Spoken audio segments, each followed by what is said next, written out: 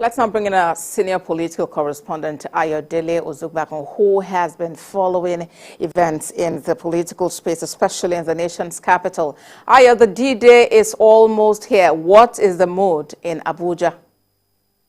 Yes, Abuja is very quiet, I can tell you, Nifemi.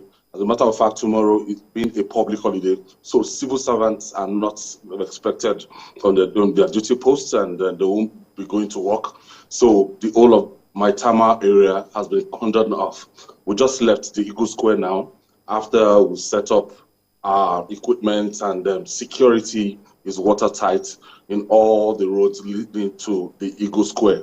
The Eagle Square will be accommodating like exactly 5,000 seaters, as in 5,000 people. So it's not going to be the regular thing that you see during political parties convention, that you see during national meetings or campaign rallies. No, this is going to be a radical departure from what you know.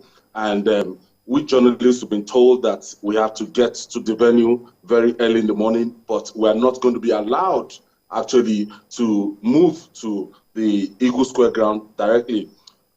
A form of accreditation we've been given this accreditation, and it was done through our BVN, the NIM, and this accreditation will actually allow you into some special buses that has been made available by the federal government of Nigeria at the old parade ground. So there wouldn't be any vehicular movement to the Eagle Square tomorrow, except for the president, the vice president, and the VIPs. So no loitering around. People will not be allowed to even walk. So if you know you have a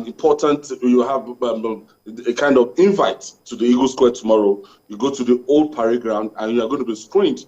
If your name is, actually in one of the attendance lists, you are going to be allowed into that bus from the old parade ground, and the official bus will take you to Eagle Square. Nobody will be allowed to walk to the Eagle Square. It's not going to be the carnival-like situation that we used to find, as we earlier gathered, all foreign head of states that have been around. And the event is expected to start 10 a.m. on the dot. So all the invited dignitaries will be seated at the Eagle Square. The president-elect is going to be the first person, and the vice president-elect to arrive. And after that, the outgoing president, President Muhammadu Buhari, and the vice president, Yomi Osinbajo, will actually arrive. And following the outgoing president will take his last salute. And the outgoing president will also take his last salute. So the outgoing ADC is expected to hand over old military colors to the outgoing president, and there will be prayer. And the Chief Justice of Nigeria is expected to administer the oath of office to the president-elect and the vice president-elect in that order. And particularly, there is a lot of attention to detail regarding this inauguration ceremony. The way you were talking about the accreditation for journalists having to use your NIN, so there's nothing about impersonation taking place in this whole process. Is what the secretary to the government of the federation, his office is actually handled that, and when they see you, they just ask for your phone number or your NIN number. So by the time you give them your NIN number, your face and everything will pop up. So there's no case of impersonation at all. Even security officials that are going to be on duty, they have this tag, and you have it, and there's a barcode there. It could be scanned by any of those security officials to access the venue tomorrow. When we're going there for our dress rehearsal tonight, we discovered that we met like 4 checkpoints. Even the fact that it's just some hours to the event, 4 checkpoints, and we're thoroughly searched. And if you don't have any business in and out of that Maitama area, 3 arm zone, you are not expected to move anything close. So it's a public holiday, and the people that they expect is just those that will be seated. And the Eagle Square is just 5,000 seaters. And the invitation was very, very difficult to access.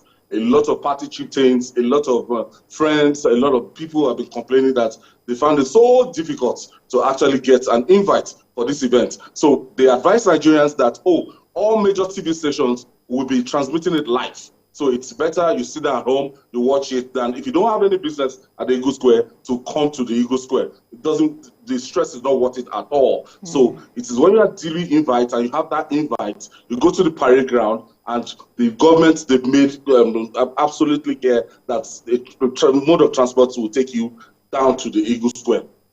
And that point has been emphasized several times. If you have no business around the Maitama area, around the Eagle Square, kindly stay in your homes and watch. Stay glued to TVC News, because we'll be bringing you all of the updates live from the nation's capital. Thank you very much, Aya, for that update. We wish you a great outing tomorrow.